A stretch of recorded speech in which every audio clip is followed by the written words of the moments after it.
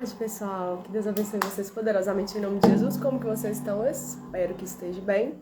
Nós vamos dar sequência no nosso estudo do livro do Apocalipse para a glória de Deus. E hoje nós vamos falar um pouquinho acerca do capítulo 20, que vai fazer menção à narrativa acerca do milênio e do juízo final, do julgamento de Deus sobre toda a humanidade. Então nós vamos adorar o Senhor com uma canção e nós vamos partir então para cima do estudo para a glória de Deus em nome de Jesus. E vamos lá. De perdida a noiva me fez, de escrava a filha do rei. Meus lábios impuros tocaram seus pés, e ali no chão morri pra mim, nasci de novo pra você.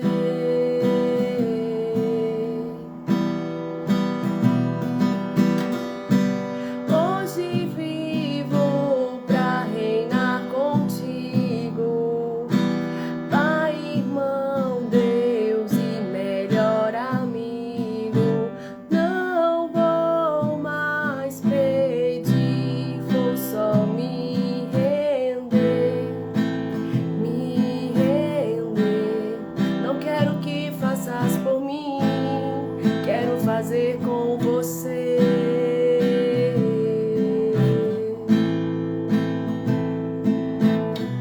Com pó de ouro e pedras preciosas,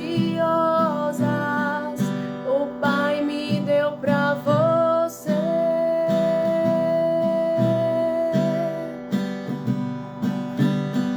Me restaurou e mudou a minha história. Ele me deu pra você. Vem, amado meu, vem, amado meu, me purifica, me santifica, sou tua noiva no altar.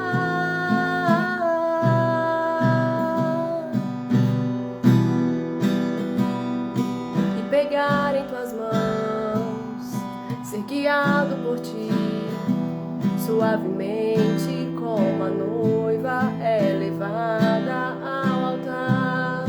E pegar em tuas mãos, ser guiado por ti, suavemente como a noiva é levada ao altar. E pegar em tuas mãos, ser guiado por ti, suavemente como a noiva é levada ao altar. E pegar em tuas mãos, ser guiado por ti, suavemente como a noiva é levada ao altar. E pegar em tuas mãos, ser guiado por ti, suavemente como a noiva é levada ao altar.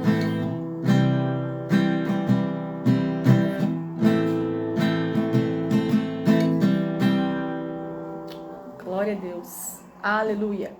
Então, antes de nós falarmos aí do capítulo 20, eu quero fazer menção a um texto que está aqui no Evangelho de Mateus, no capítulo 25, que vai fazer menção pra gente acerca da parábola das 10 virgens. E eu quero ler com vocês um pedacinho aqui, um versículo, pra gente contextualizar antes de entrar no estudo do capítulo 20. Mateus, capítulo 25, na parábola das 10 virgens. E a palavra vai nos dizer assim, olha: então o reino dos céus será semelhante a 10 virgens que, pegando as suas lamparinas, saíram a encontrar-se com o noivo. 5 delas eram prudentes e 5 imprudentes. As imprudentes, ao pegar as suas lamparinas, não levaram óleo consigo, mas as prudentes, além das lamparinas, levaram o óleo nas vasilhas. E como o noivo estava demorando, todas ficaram sonolentas e adormeceram. Mas à meia-noite ouviu-se um grito: Eis o noivo, saiam ao encontro dele. Então todas aquelas virgens se levantaram e prepararam as suas lamparinas, e as imprudentes disseram às prudentes: Deem a nós um pouco do óleo que vocês trouxeram, porque as nossas lamparinas estão se apagando. Mas as prudentes responderam: Não, porque então vai faltar tanto para nós como para vocês. Vão aos que vendem e comprem o óleo para vocês. E saindo elas, correndo para comprar, o noivo chegou. E as que estavam preparadas entraram com ele para a festa do casamento, e fechou-se a porta. Mais tarde chegaram as virgens imprudentes, dizendo: Senhor, Senhor, abra a porta para nós. Mas o noivo respondeu: Em verdade lhes digo que não as conheço. Portanto, vigiem, porque vocês não sabem nem o dia nem a hora. Por que eu decidi fazer menção a esse texto antes de começar a falar acerca do capítulo 20 do livro do Apocalipse? Porque aqui nós vamos observar que a palavra faz menção a 10 virgens. Todas eram virgens, todas estavam ali, todas ficaram ali cansadas, todas dormiram, todas caíram no sono. Mas haviam ali, como a própria palavra diz, 5 prudentes e 5 imprudentes. E muitas vezes esse aqui é a nossa situação, é o contexto da circunstância da igreja.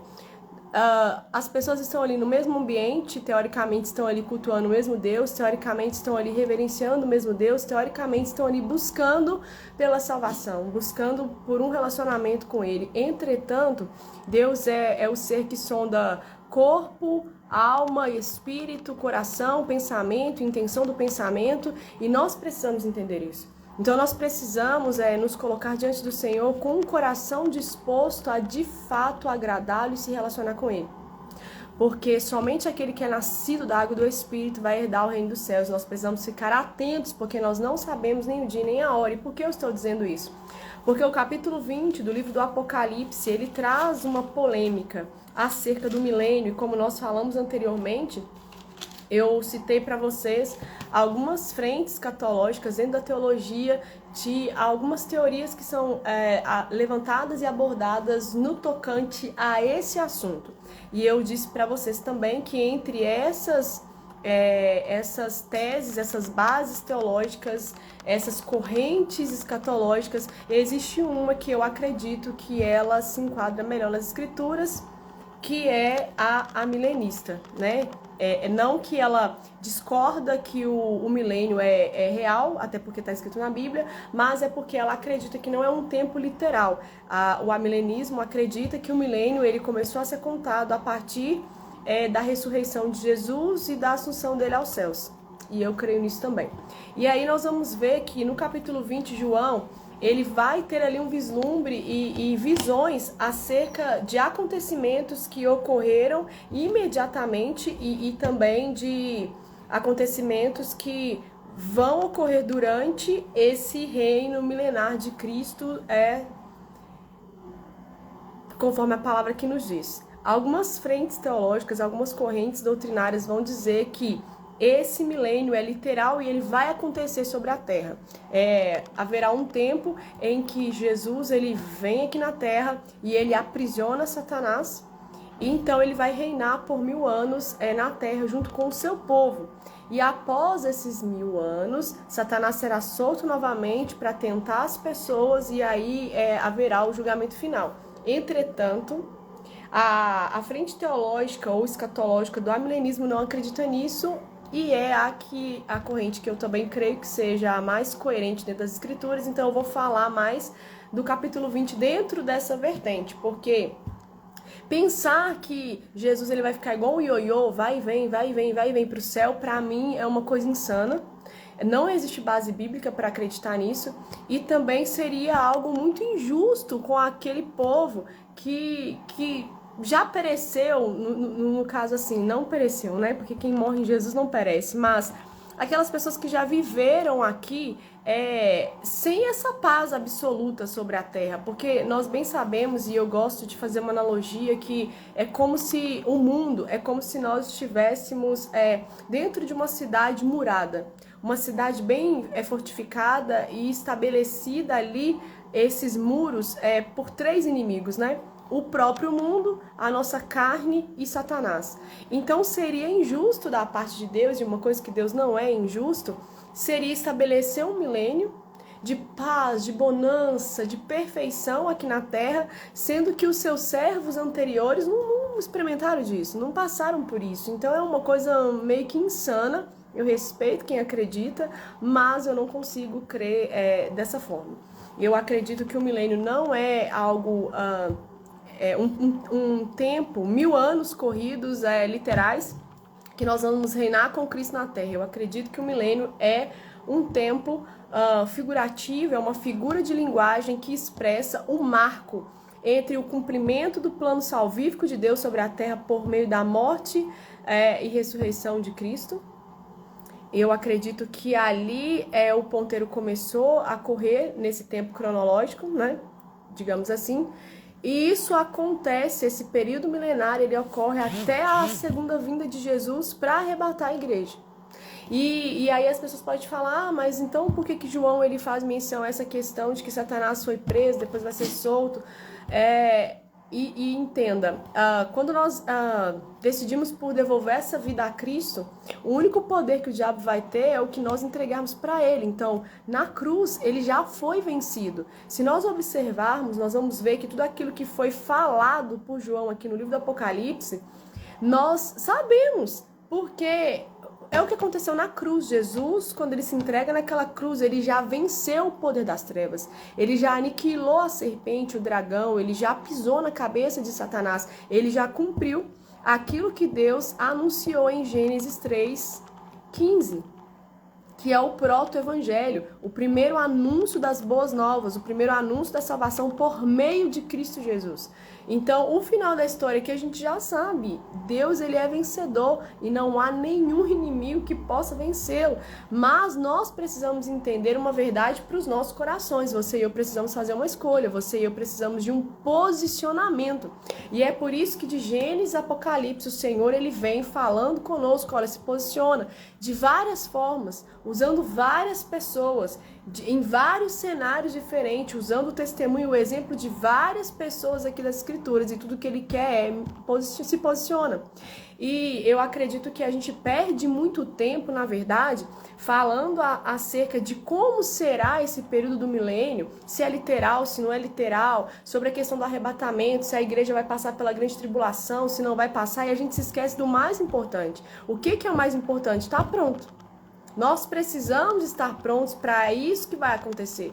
Agora, eu costumo dizer que o que está escrito é o que foi revelado. É aquilo que nós precisamos tomar nota, é aquilo que nós precisamos tomar conhecimento, é aquilo que nós precisamos saber.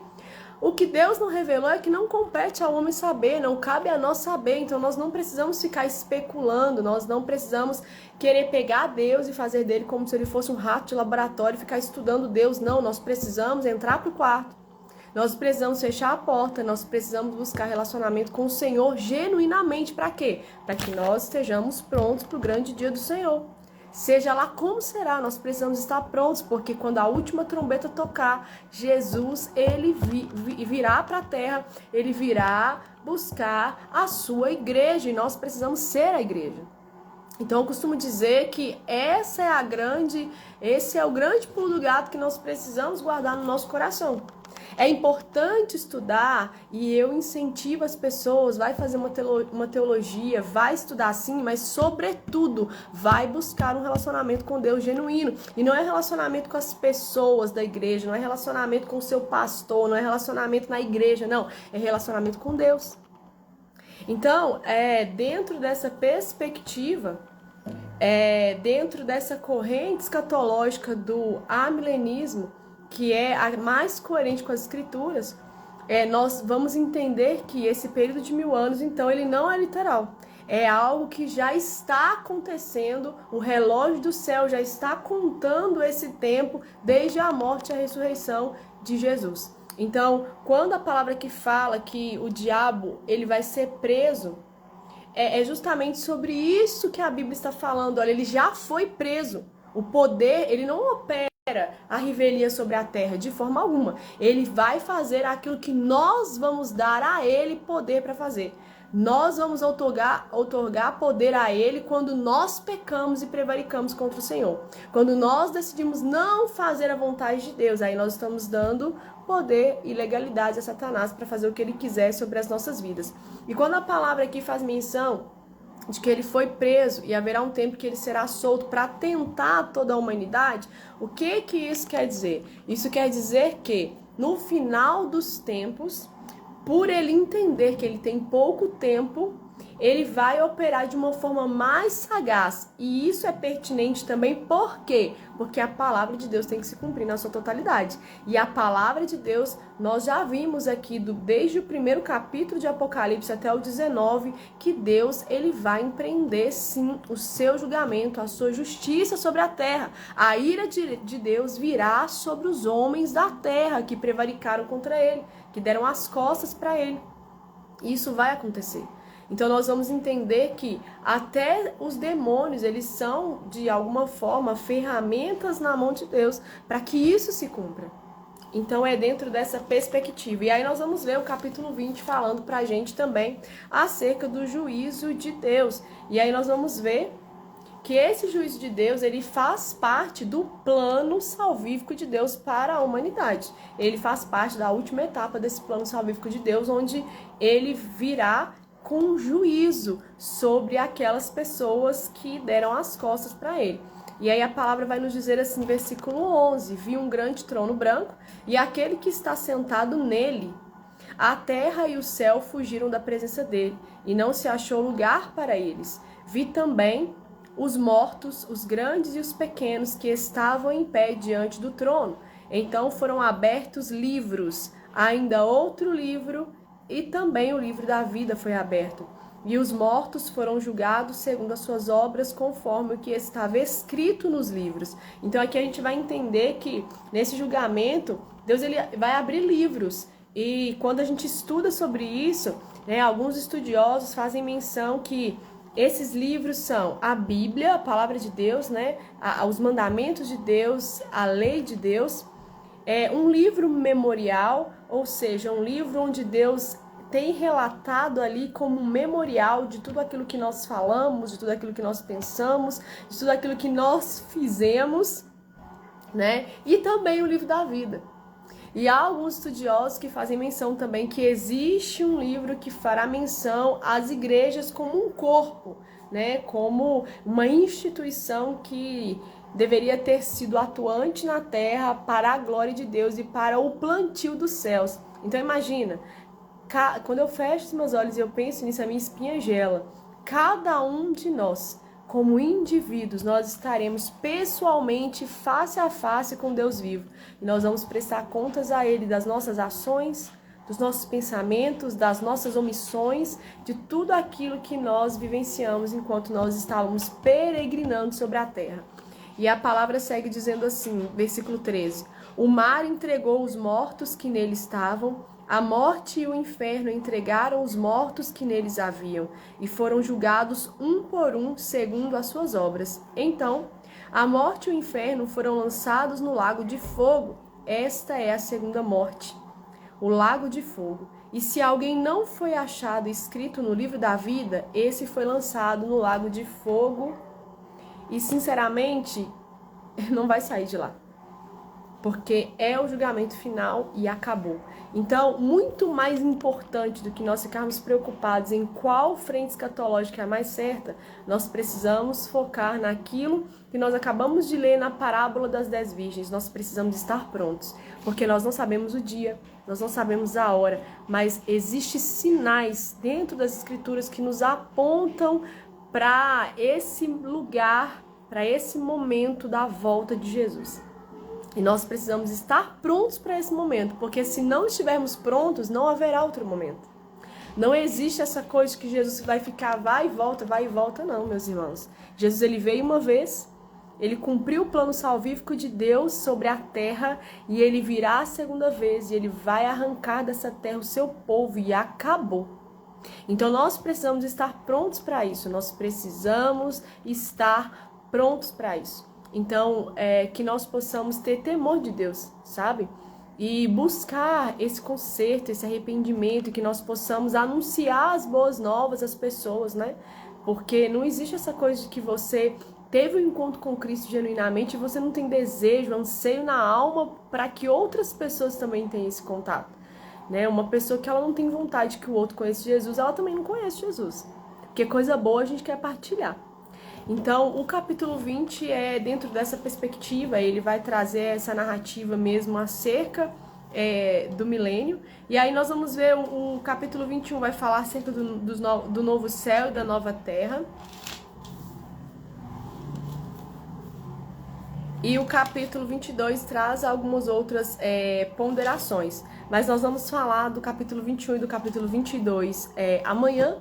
E hoje nós vamos ficar aí nessa reflexão do capítulo 20, juntamente com essa conexão do capítulo 25 do Evangelho de Mateus. E eu peço para que você permita que o Espírito Santo fale ao seu coração, né? Que você tenha essa hombridade de ter um tempo a sós com o Senhor e alinhar a sua vida enquanto você tem tempo. Porque Deus, ele é bom, mas ele vai cumprir a palavra dele.